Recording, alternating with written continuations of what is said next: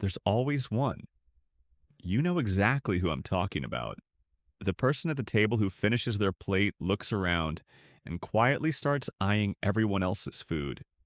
The one who goes back for thirds before most people have finished seconds. The one who, at a buffet, becomes a completely different version of themselves. It's annoying now. It was a genuine crisis 40,000 years ago. Because in the Stone Age, food wasn't something you went and got whenever you felt like it. There was no refrigerator, no grocery run, no backup plan. You ate what the group found, caught, or killed that day. And if someone in your group was consistently eating more than their share, that wasn't a personality quirk. That was a survival threat. So, what did prehistoric humans actually do about it? The answer is more structured, more brutal, and more psychologically sophisticated than you'd expect. Let's start with the basics. Hunter gatherer groups were small, typically between 20 and 50 people. Every single calorie mattered. Anthropologists who study modern hunter gatherer societies, groups that still live in ways closely resembling our prehistoric ancestors, consistently find the same thing. Food sharing isn't optional. It isn't generous. It's the law. In almost every hunter-gatherer society ever studied, there are strict unwritten rules about how food gets divided. The hunter who makes the kill often gets the smallest share, not because they're punished, but because the system is specifically designed to prevent any one person from accumulating too much. Meat is distributed by the group for the group. Hoarding is essentially unthinkable, and overeating, out-consuming more than your recognized share, is one of the fastest ways to destroy your standing in the group. But what actually happened when someone broke that rule?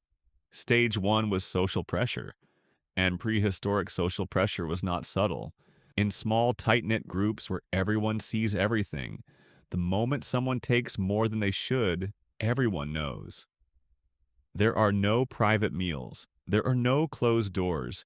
You eat in front of each other every time, and the group is watching. Anthropologists studying the Kungsan people of southern Africa, one of the most studied hunter-gatherer groups in history, documented a practice called insulting the meat. When a hunter brought back a kill, the group would deliberately downplay it, comment on how small it was, how it probably wasn't that good, how they'd had better. This wasn't cruelty. It was a precision social tool, designed specifically to prevent any individual from feeling so important, so valuable, so irreplaceable that they started acting like the rules didn't apply to them. Pride was the enemy of equal distribution. So the group crushed it before it could grow. The same principle applied to overeaters. The social commentary was immediate, constant, and delivered without mercy. In a group of 30 people with no privacy and nothing to do at night except talk, your reputation was your most valuable asset. Lose it, and you lost everything. But what if the person didn't stop? Stage two was exclusion. Not violent, not dramatic, just quiet and devastating. The overeater would find themselves left out, not invited on the next hunt, not included in foraging parties, passed over when food was being distributed. The group didn't need a formal meeting or a vote. It happened organically, the way these things always do in small communities. People simply stopped including you in the things that kept you alive. This is where it gets genuinely serious. Because in the Stone Age, exclusion wasn't just socially uncomfortable, it was a death sentence delivered slowly. A person who couldn't participate in the group's food-getting activities, who wasn't receiving their share of distributions, who was being quietly frozen out, that person was in real danger. Not from violence, from the simple arithmetic of survival without community. Humans are not built to survive alone.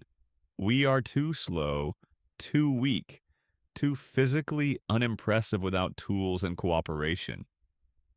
A solo human in the Stone Age wilderness was not an apex predator.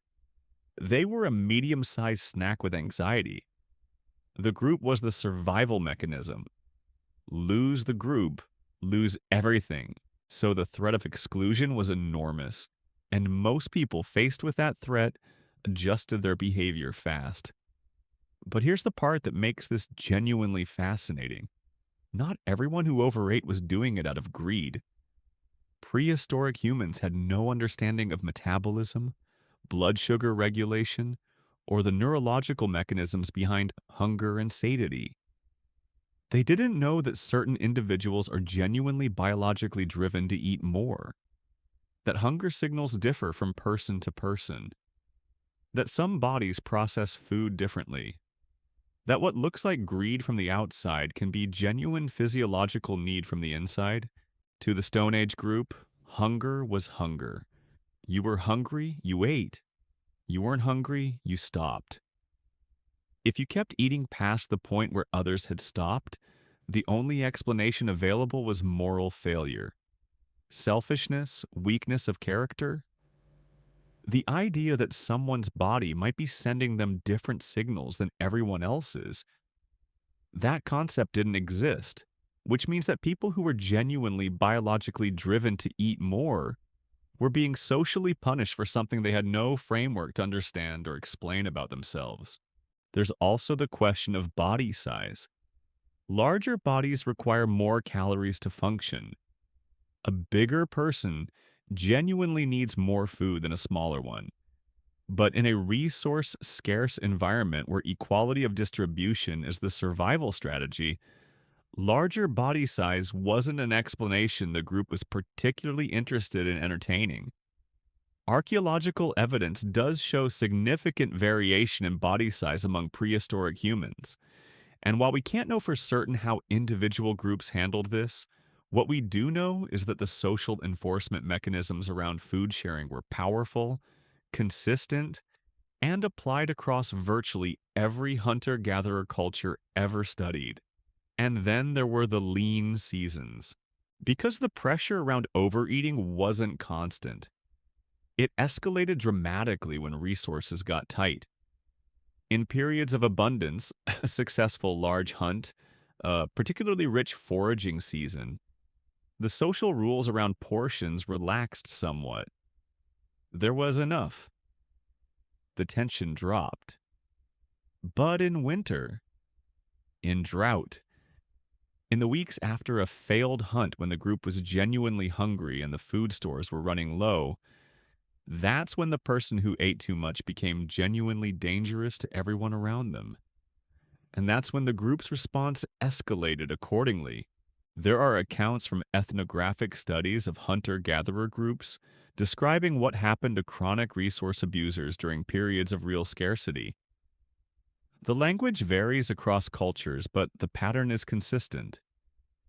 First, verbal confrontation. Direct, public, uncomfortable. Then structured redistribution where the person's access to food was controlled by others in the group. Then, in extreme cases, removal. Not killing. In most documented cases, not killing. Just leaving them behind. Moving camp without them. The group needed to survive, and this person was making that harder. The math was simple and brutal. Here's what's strange about all of this from a modern perspective.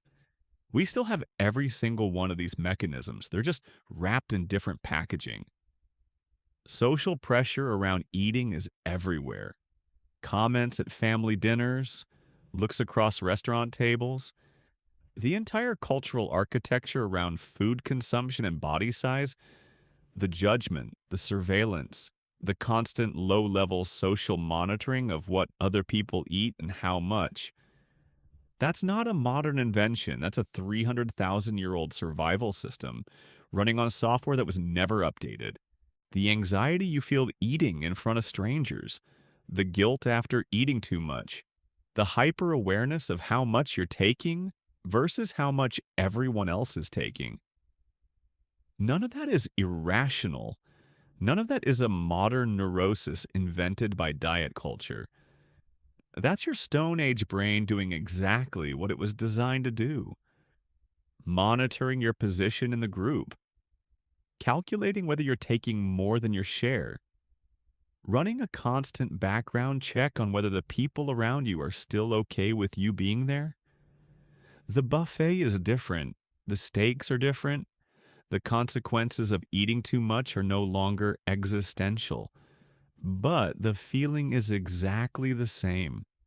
Your ancestors built that feeling into you deliberately, generation by generation, because the alternative was everyone dying. You're welcome.